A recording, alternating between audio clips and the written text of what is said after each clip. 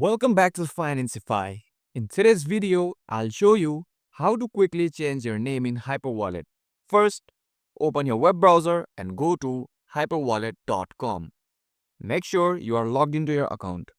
Once logged in, click on your profile icon or your name in the top right corner of the screen. In the Profile Settings section, look for the Personal Information tab. Click the Edit button next to your name. Delete the existing name and type in your new name. Double check for accuracy before proceeding.